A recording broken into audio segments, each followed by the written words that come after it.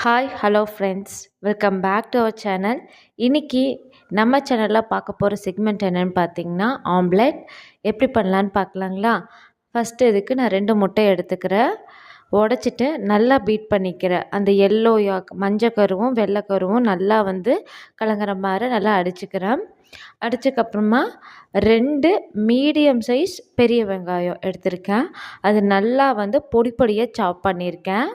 அதை ஆட் பண்ணிக்கணும். அது கூடயே ஒரு பச்சை மிளகா, உங்களுக்கு பச்சை மிளகா வேணுன்னா ஸ்கிப் பண்ணிக்கலாம். குழந்தைகளுக்கு கொடுக்குற மாதிரி இருந்துச்சுன்னா நம்ம அதை ஸ்கிப் பண்ணிக்கலாம். பச்சை மிளகா ஆட் பண்ணதுக்கப்புறமா ஒரு சின்ன சைஸு பழுத்த நாட்டு தக்காளி எடுத்திருக்கேன். அதையும் நல்லா பொடி பொடியாக கட் பண்ணியிருக்கேன்.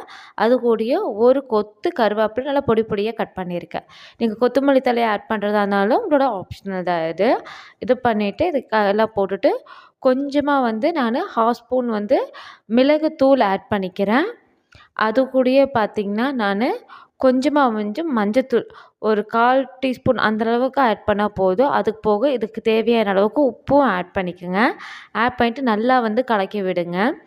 இது கலக்கும்போது பார்த்திங்கன்னா ஏன் முதல்ல மொட்டு உடச்சி இது பண்ணிக்கிறதுன்னு பார்த்திங்கன்னா, சில டைம் பார்த்திங்கன்னா நம்ம வாங்கி வச்சுருப்போம், எங்கேயாவது ஸ்பாயில் ஆகிருக்கவும் சான்சஸ் இருக்குது. அதனால தான் முதல்ல உடச்சி பார்த்துக்கிறது ரொம்பவே பெட்டர். இப்போ நல்லா கலக்கியாச்சு. இப்போது ஆம்லெட்டுடைய பேட்டர் ரெடி ஆகிடுச்சு. இப்போ தோசைக்கல் நல்லா காயணும். ஒரு சில குழந்தைகள வெஜிடபிள்ஸ் அவ்வளோக்கா சாப்பிட மாட்டாங்க. அந்த மாதிரி இருந்துச்சுன்னா அவங்க எந்த வெஜிடபிள்ஸ் சாப்பிட மாட்டாங்க. உதாரணத்துக்கு கேபேஜ் ஆகட்டும், கேப்சிகம், கேரட் அந்த மாதிரி இருக்கிறத கூட நீங்கள் நல்லா சாப் பண்ணிவிட்டு இந்த ஆம்லெட் நம்ம பண்ணும்போது இதையும் ஆட் பண்ணிக்கலாம். மோஸ்ட்லி முட்டைக்கோஸ் ஆட் பண்ணுங்கள். சில குழந்தைங்க அதோடய வாசத்துக்கு சாப்பிடவும் மாட்டாங்க. ரேடிஷ் சாப்பிடாம இருப்பாங்க. அந்த மாதிரி எந்த காய்கறியும் அவங்க ரேடிஷ் மட்டும் நீங்கள் எண்ணெயில் ஃபஸ்ட்டு வதக்கிட்டு அப்புறம் நீங்கள் ஆட் பண்ணுற மாதிரி இருக்கும். இந்த மாதிரி ஆட் பண்ணும்போது குழந்தைகளுக்கு முட்டையில் இருக்கக்கூடிய ப்ரோட்டீனும் கிடைக்கும். அதே சமயம் வெஜிடபிள்ஸ் இருக்கக்கூடிய வைட்டமின்ஸும் மினரல்ஸும் குழந்தைகளுக்கு அப்படியே கிடைக்கும். இது ஈவன் நீங்கள் ஒரு லஞ்ச் பாக்ஸ்க்கு இது நீங்கள் ப்ரிஃபர் பண்ணிக்கலாம். ஈவன் சப்பாத்தி போட்டு இது தொட்டுக்கிறதுக்கு வடை சட்டியில் போட்டு நல்லா வறுத்தும் கொடுத்துக்கலாம். இல்லை நம்ம ஆம்லெட்டாகவும் இது ப்ரிஃபர் பண்ணலாம். இப்போ நான் நல்லா எல்லா பக்கமும் பரவுற மாதிரி போட்டிருக்கேன்.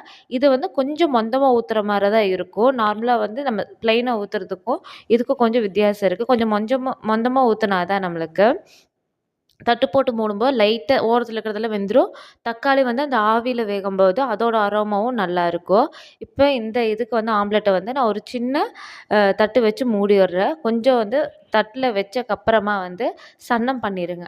ஏன்னா சன்னமாக வைக்கும்போது எல்லா இடத்துலையும் ஈவனாக சூடு இருக்கும். ஒரே மரம் வேகவும் செய்யும். அதுக்கப்புறமா ஆம்லெட்டை திருப்பி போட்டுருங்க. திருப்பி போட்டும் சரி ஒரு 2 மினிட்ஸ் 30 செகண்ட்ஸ் சன்னமாக வச்சிங்கனாவும் போதும். சூப்பரான ஆம்லெட் ரெடி ஆயிரும். மறக்காமல் நம்ம சேனலை சப்ஸ்கிரைப் பண்ணி சப்போர்ட் பண்ணுங்கள். உங்கள் ஃப்ரெண்ட்ஸோடையும் ஃபேமிலி மெம்பர்ஸோடையும் ஷேர் பண்ணுங்கள். Thank you universe.